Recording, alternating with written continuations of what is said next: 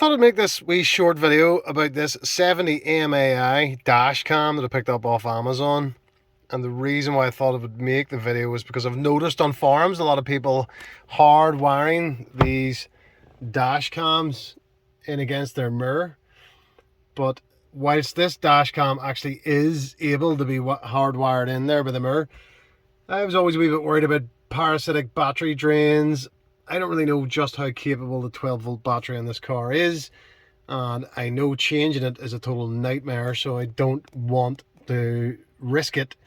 And I actually thought I would just install this dash cam easy DIY on my own and run it here off the power outlet. I've chosen to run it off the circular one, but you can plug it in there, and you could probably do a lot neater of a job than I've done, but I can show how I've just installed this wee camera and the footage from it, which is 4K, and I'm really impressed with. So when you open up this box, there's a few wee things come with it, make it handy. There's the camera talking away there. You get that little power outlet. I didn't use it, I've used my own. You also get this little pry tool for pushing the power cable in behind. Bits of trim, you get a spare, I assume M3 sticky pad, and you get your manual, a wee warning sign, a quick start guide, and then there are little plastic credit card sized stickies which you're supposed to put on the windscreen and then stick the camera to it. There they are, there you get a couple of them. I didn't read the instructions properly before installing it, so I didn't use those. I just stuck it straight to the window, but it's holding on there very well. So as I mentioned earlier on, I was a wee bit worried about a parasitic battery drain. It's the camera there. So I just opted to sort of do it in the non-fancy way and just manually run it off that power outlet. So I literally just cleaned the window and stuck that straight to it. You're supposed to put that credit card sized transparent sticker on and then stick the camera to that. I didn't know about that. One thing I also didn't know was you didn't get a memory card with this camera. So I'm going to buy one. I just bought a 32 gig, but you can go right up high. Can't remember how high, but you can go very high, like 250 or something. I plugged in the little cable. I went up, straight up there into the trim, and I haven't actually pulled the trim. There is a bit of room in there. I was able to use the pry tool just to push it in behind the trim at the top of the windscreen.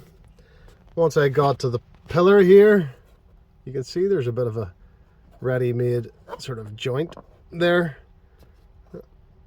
It sort of starts to get tight in the window there, so that conveniently held that for me quite well. So as you can see, when you're sitting here, you know, you can't see it, and if you're on the driver's side, you certainly can't see it. It's behind the window. You can just see that little wire that goes up. So once I got to the windscreen, I just pulled it out. Round here, I don't know if you can see there, but that rubber trim there can just be pulled back with your finger. And you don't have to go that far. I only just went in right there, just behind that trim. Only by quite simply pulling it out by my finger. Let's see if I can get some light. And that's all. Just tucking it in. And I ran it all the way down that trim on the inside. When you open and close the door, it doesn't have any impact on it. Then I run it right down till it got to here. So just pull that trim back. I just did it with my finger all the way down. And now this isn't the fanciest fitting, but it's not getting in the way. I don't think it's going to cause any bother. And I've had a dash cam wire running down here for over a year. There's never been any problems. The rubber doesn't even sit any differently. Then I brought it out.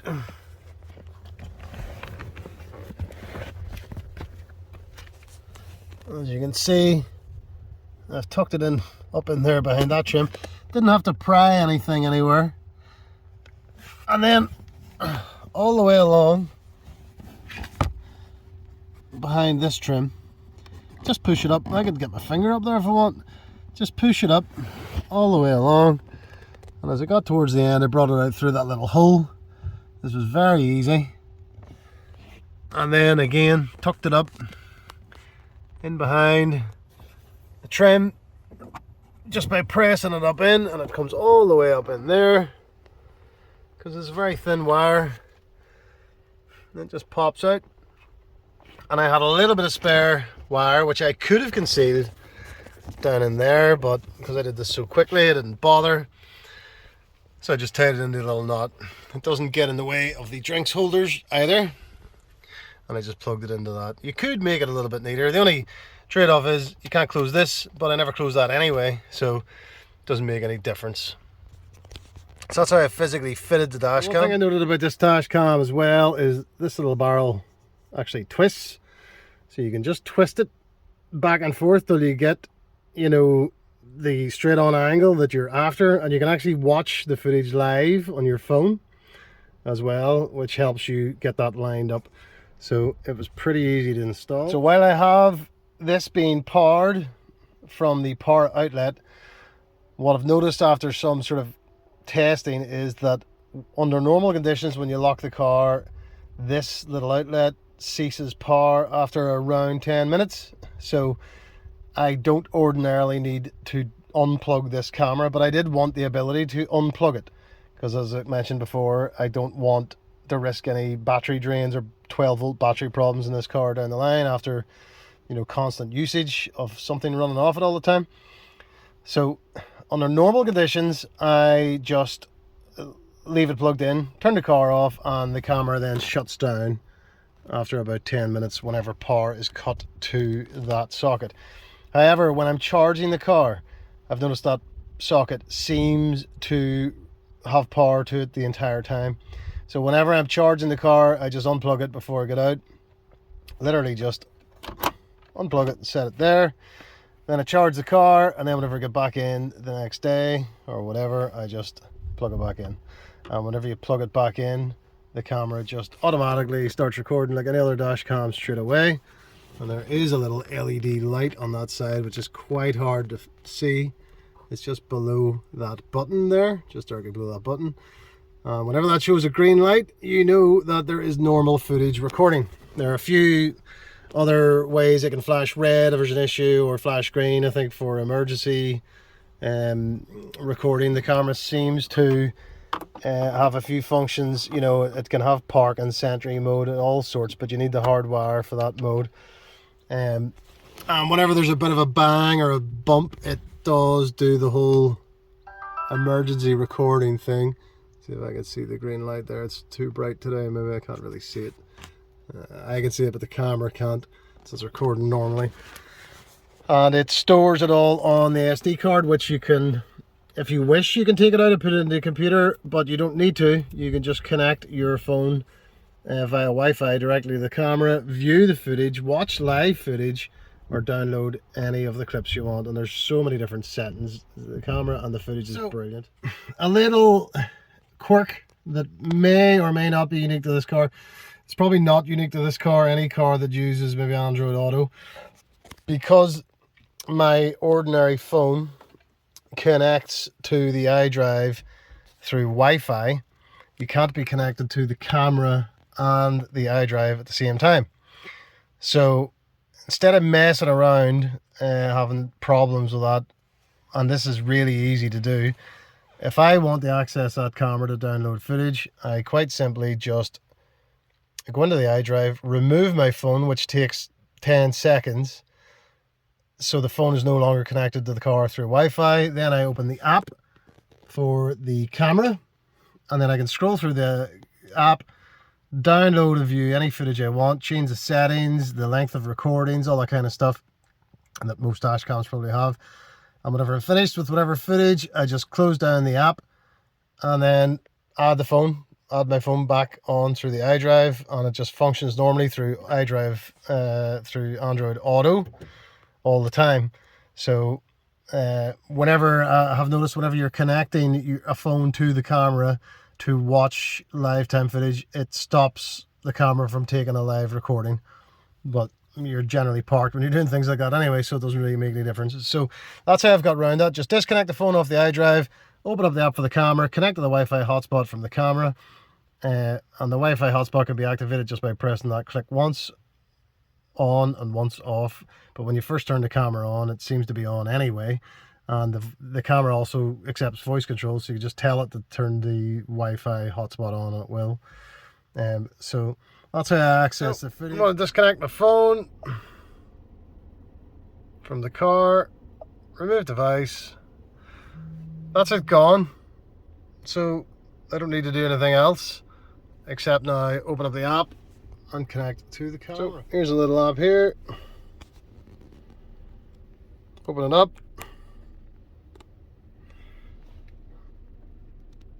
I want to watch real-time view, for example. Connect to Wi-Fi hotspot.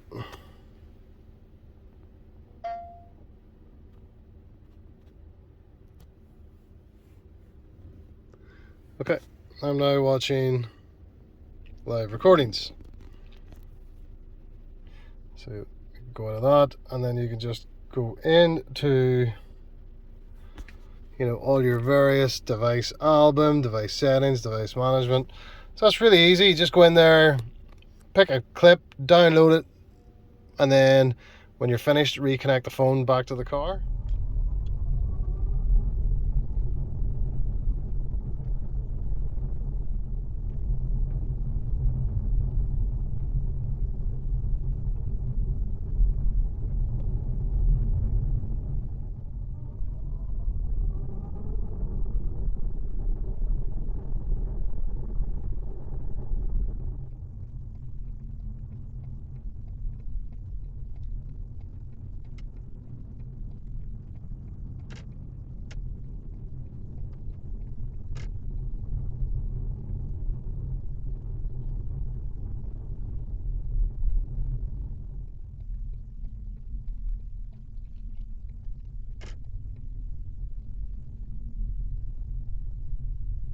I should probably be aware, connecting a camera or connecting your phone to the car is really, really easy.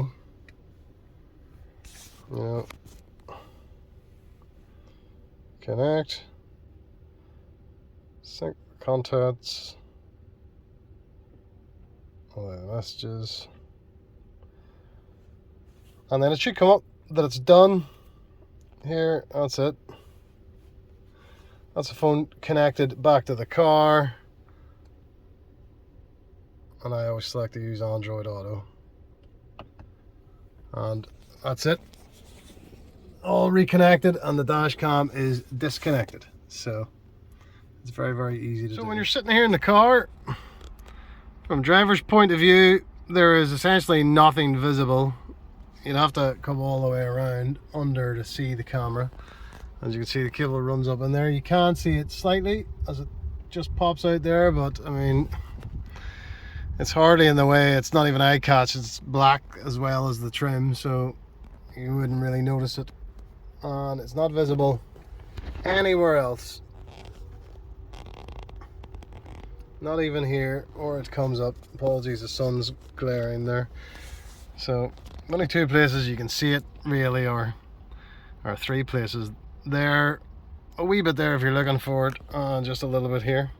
So that's how I've chosen to connect the dash cam in an easy, cheaper way, in my view, with zero risk, retaining the ability to unplug and replug anytime I want. So anyway, I hope this is useful to someone. Thanks very much for watching.